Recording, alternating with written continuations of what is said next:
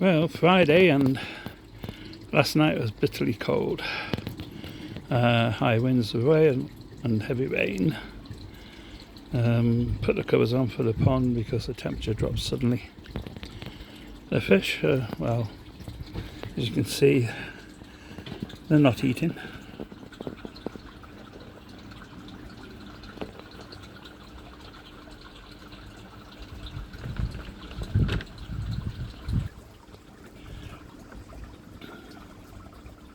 Water's nice and clean,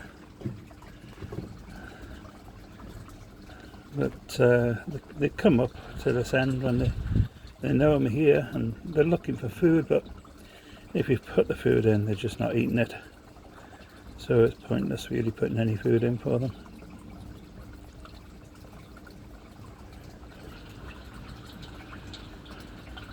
The water temperature's gone up a bit today. It was 5.4 last night, and we are down at the moment to just above 10, 10.3, but is already starting to drop. The plants, well, these stay in all winter because they're under the cover of the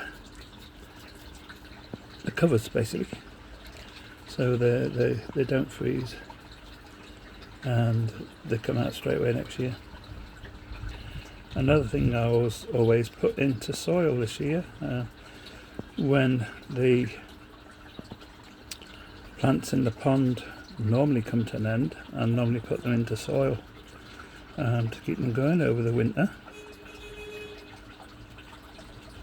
But this year I've just left them in the pond. And the watercress I've taken out the pond and put into soil, and that's over here. And as you can see, it's quite large at the moment. My hand goes all the way in, so it's about 5 inches deep, and this will stay here over the winter, and it's sheltered basically by the tub. And next year it will be put into pots again. Pots are over here, and it'll be dropped into the pond again. So I don't have to keep growing it every year. It's already made. Another thing I've been looking at is solar power. This roof.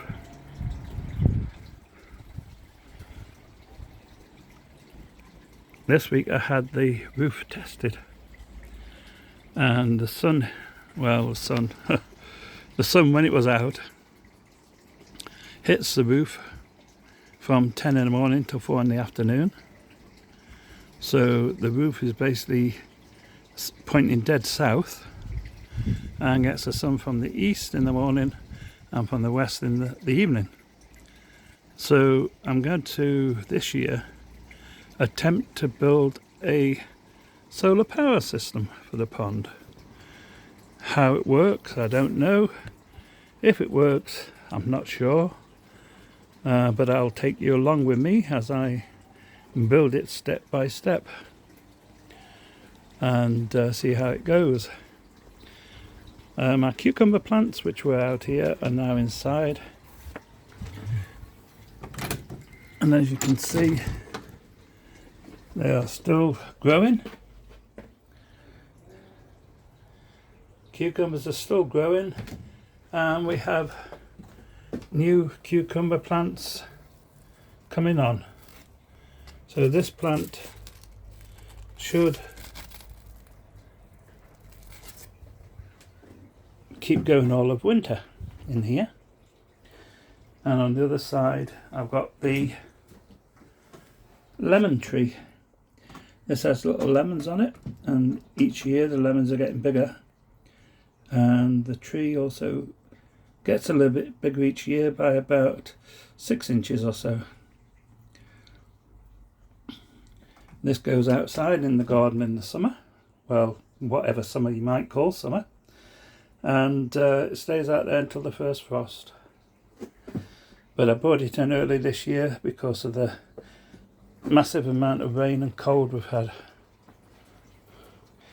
And let's get back to the filter system.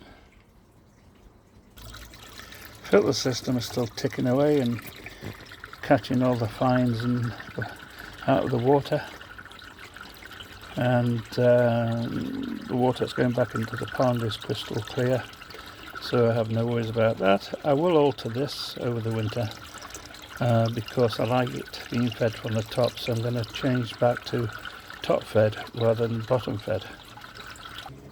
So the fish are staying there now under cover for the rest of the winter,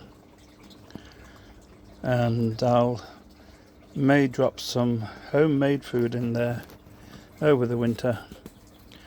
I like to mix up food and put some garlic in it, and I found that it's the fish are attracted to it. I've got to believe that it must be the garlic, because if you put the food in on its own they won't touch it, but if you put it in with the garlic, it's got a tendency to sink and the fish will eat it. But again, they're coming up here again and they're looking for food, but if I put any in, they're not eating it, so it's pointless putting any in. So now it's basically just coming down to the pond and checking the fish every day, seeing whether there's anything the matter with any of them. And I might put some chemicals in next week or the week after to kill anything that might be in the pond. So I may do that.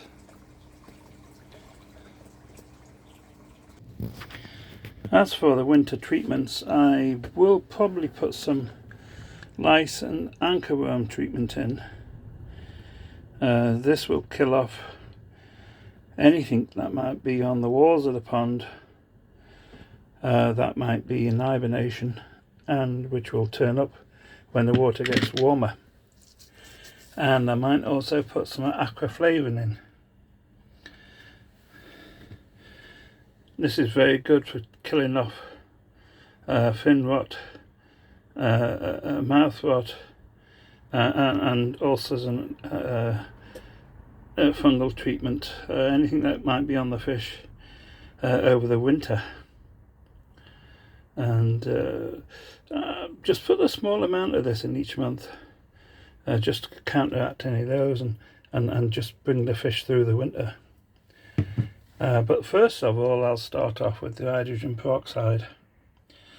I will put 1 litre of this to every 1,000 gallons of water, and that will go in once the temperature gets down basically to 0,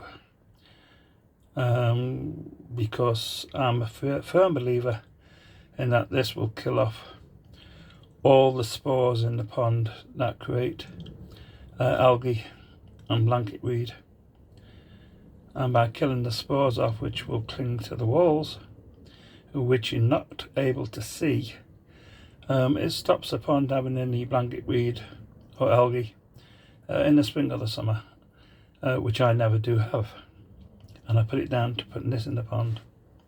So there are the 3 things I'll be putting into the pond. I put this into the pond when the temperature gets to 0. I'll put this into the pond when the temperature gets down to around about 5 C, and then I'll drop this into the pond possibly just before Christmas, and then again at the end of January. None of them are on the fish. They are only basically put in to stop the fish getting anything really, and to stop the pond getting anything, and I found that they do help. So that basically will be my pond now for the winter. Just the odd maintenance which is going to be coming up, and the solar panels. Now if anybody out there knows anything about solar panels or solar equipment, kindly let me know, because I have no idea. So I'll be going from scratch and trying to put a system together as cheap as possible. I've worked out that I should be able to get enough solar panels and all the equipment needed for about 250 UK pounds, which would keep the pond going all the winter, and certainly would keep the pond going through the summer. I worked out I could produce around about 1.5 kilowatts of power with the solar panels. Whether that does work, I don't know, but we will give it a try, and I'll start buying the equipment as soon as I've made a diagram of what I'm going to do and what I need. So take care and subscribe, and I'll see you in the next one.